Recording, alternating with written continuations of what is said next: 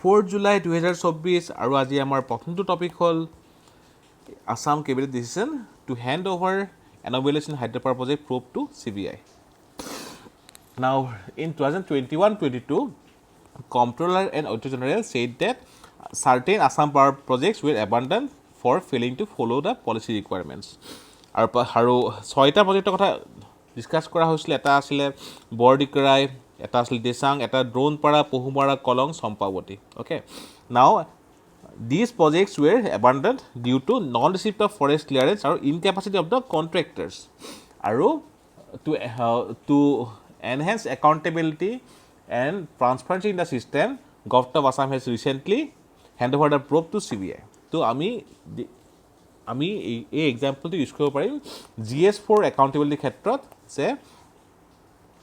যে অসমৰ যিখিনি এনমেলি আছিলে তেনেকুৱা প্ৰজেক্টখিনি চিবিআইত হেণ্ডঅভাৰ কৰা হৈছে also' government's working for public trust okay direct question definitely নাহে বাট এক্সাম্পল আমি ইউজ কৰিব পাৰিম the next topic is very very important for upcoming mains India আৰু UK ইলেকশ্যনৰ কম্পেৰিজন ত' ইণ্ডিয়া আৰু UK দুইখন কাউণ্ট্ৰিতে ৱেষ্টমিনিষ্টাৰ মডেল ফ'ল' কৰা হয় বাট ইয়াৰে পপুলেশ্যন ষ্ট্ৰেংথ বা পপুলেশ্যন ৰেচিঅ' বা চিটছ এইখিনি ডিফাৰ কৰে ইণ্ডিয়াত যেনেকৈ লোকসভা আছে UKত হাউচ অফ কমনছ আছে ৰাইট বাট দিয়াৰ চাইজ ডিফাৰ্ছ ফৰ এক্সাম্পল ইণ্ডিয়াত টোটেল লোকসভা MP আছে 543 whereas in House of Commons there are 650 MPs also House of Commons কি হয় MP represents around 70,000 electors whereas in India MP represents around 1.6 million electors okay second to hold the election expenditure we can learn from UK যদি আমাৰ electoral reformer question আহে we can give this example also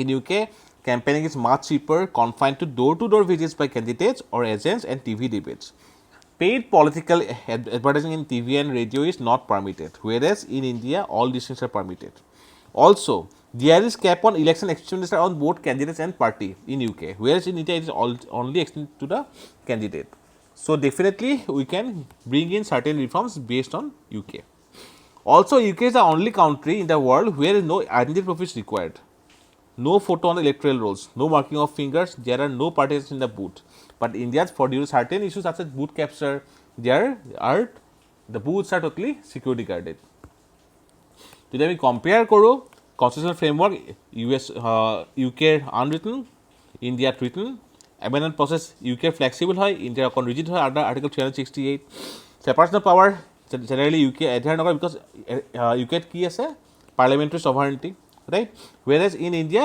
there is checks and balances as well as separation of power আৰু ইণ্ডিয়াত আমি কি follow' কৰোঁ judicial supremacy UKত mainly unitary function unitary state whereas in India there is federal state judicial review UK বহুত বেছি strong নহয় British court had limited authority in case of judicial review whereas in India judiciary has extensive authority okay basic structure UK তেনেকুৱা একো concept নাই India it's a judicial innovation so these are certain comparison লগতে although আমি UK ৰ পৰা ভালেখিনি source কৰিছোঁ Indiaৰ question hour 0 hour etc are certain things are India's own innovation The next topic is about global partnership for AI. So OECD, GPAI announced new integrated partnership on AI at New Delhi. So here main vision to hold recognize the transformative potential of AI, acknowledge the emerging risks, share the commitment to foster trustworthy and human-centric AI, reaffirm OECD recommendation on AI or UNESCO recommendation on ethics of AI, recall the GPAI has been unique initiative for global AI cooperation, and recognize the New Delhi Summit আৰু Declaration of GPAI. Okay. ইয়াতে কিছুমান আৰু ডেলিভাৰেশ্যনৰ ওপৰত কাম কৰা হৈছে for example multi LLM models to meet the diverse need of India.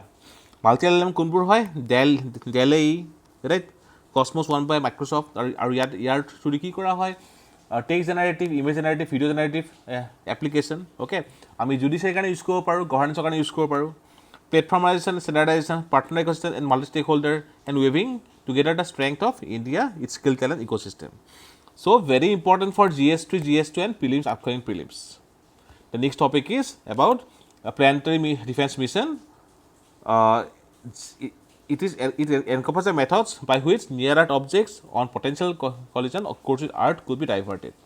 Similar asteroid impact avoidance method practice মানে try কৰিলে ৰিচেণ্টলি নাছাই নামটো হ'ল DART double asteroid redirection test আৰু চাইনাই 2025 চাইনাৰ CNSA plans to launch enter deflection mission to near Earth object 2019 VLS okay তো similarly India is planning to go for planetary defense mission.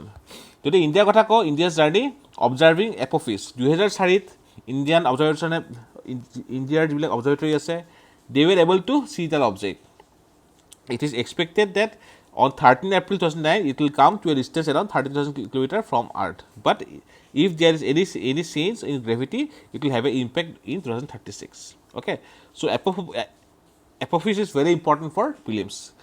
ISRO plan for Apophis. ISRO is looking to study the asteroid in 2029 in order to prepare for planetary defense efforts to prevent the asteroid from crashing onto Earth. For this, ISRO could be collaborating with Apophis asteroid mission, a joint mission of JAXA, Japan, ESA, Europe, and NASA. Okay, so very important Apophis. The next topic is about debt management. India's debt is very high, 80% of GDP. Okay. But there is sustainable, it is sustainable because India's higher growth rate and higher share of local currency debt. So the state states collectively hold 1/3 of the total debt. Future projection, যেহেতু আমাৰ growth হ'ব, business as usual, সেইকাৰণে it may increase. আমাৰ আছে FRBM, Fiscal Responsibility and Budget Management Act 2003, যিখন অনা হৈছিলে to bring financial discipline, but due to certain issues such as pandemic, ইয়াৰে টাৰ্গেটখিনি আমাৰ ৰিচেণ্টলি এচিভ কৰা হোৱা নাই অ'কে তো প্ৰিলিমছৰ কাৰণে বহুত ইম্পৰ্টেণ্ট মেইনছৰ কাৰণে FRBM important FRBM amendment 2021 important FRBM amendment Assam 2022 important because ইয়াৰ থ্ৰুদি অসমৰ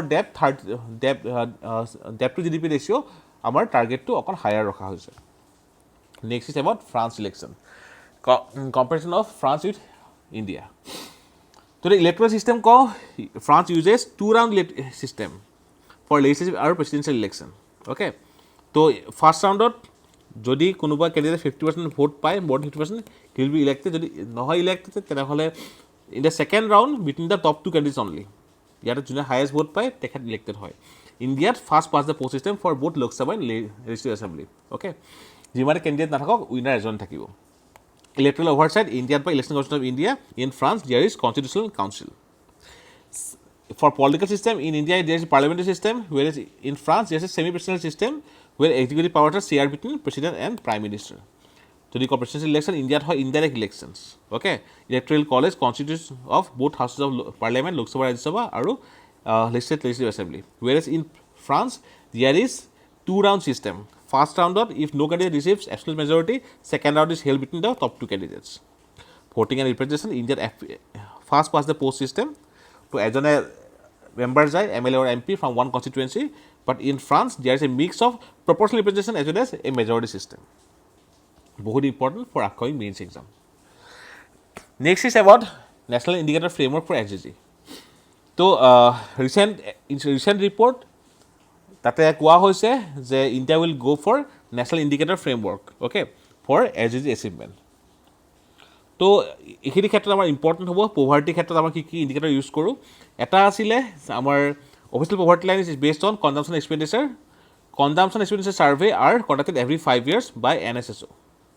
নীতি Aayog has launch multinational poverty index recently okay আৰু তাৰ পৰা আমি গম পাইছোঁ যে আমাৰ পভাৰ্টি ৰিডিউচ হৈছে অ'কে আৰু সুৰেশ তেলকাৰ কমিটিৰ মতে a person living on a monthly expenditure 1,000 per month or 33 or less per day in cities and ₹816 per month or 27 or less per day in villages are considered poor. Whereas Rangajan committee raised its limit and set an income of ₹32 for rural India and 47 for urban India. So these are the poverty lines.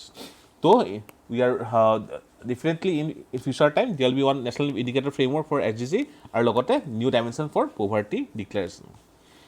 The next topic is for prelims. Rajendra Khanna is the new additional national security adviser প্ৰিলিমছৰ ক্ষেত্ৰত important হ'ব পাৰে যদি আমি sum up কৰোঁ আজি গোটেইখিনি current affairs তেনেহ'লে আমাৰ প্ৰথমটো কাৰেণ্ট এফেয়াৰ্ছ যিটো আছিলে অসমৰ কেবিনেটৰ ডিচিশ্যন ৰিগাৰ্ডিং হাইড্ৰ'পাৱাৰ প্ৰজেক্ট আৰু handing over the proof to CBI accountable ট্ৰান্সফাৰৰ কাৰণে আমি এক্সাম্পল হিচাপে ইউজ কৰিব পাৰোঁ second was is about UK elections comparison with India very important and in fact British আৰু ইণ্ডিয়াৰ কনষ্টিটিউশ্যনেল কনষ্টিটিউশ্যনেল যিখিনি কম্পেৰিজন আছে সেইটো অলৰেডি UPSC মেইনছত সুধিছে global partnership for AI GS to GST কাৰণে ইম্পৰ্টেণ্ট নেক্সট ষ্টেপ এলিউচৰ কাৰণে ইম্পৰ্টেণ্ট আৰু লগতে ইয়াৰ যিখিনি key points those are very important the next topic the planetary defence mission important mainly for prelims আৰু GS3 কাৰণে আৰু ইয়াৰে যিটো Apophis Apophis Asteroid mission is very important. Joint mission of JAXA, ESA and NASA. লগতে ISRO would be collaborating. Next, debt management. India debt to GDP is 82% and 1/3 of the debt states for collectively আছে আৰু FRBM Act is very important. The next topic is France আৰু India electoral comparison. Mainsৰ কাৰণে বহুত important for GS2 paper. লগতে National Indicator Framework very important for GS1, GS2 and GS3. এই ৰিপৰ্টটো বহুত বেছি ইম্পৰ্টেণ্ট আমি নেক্সট ক্লাছ কেইটা কোনোবা এটাত আমি ইয়াৰে গোটেইকেইটা ইণ্ডিকেটৰ আমি ডিছকাছ কৰিম and the last topic is about Rajendra Khanna the additional national security adviser it's a prelims factual important for upcoming next prelims ত' this was all about today 4th July current affairs we will again meat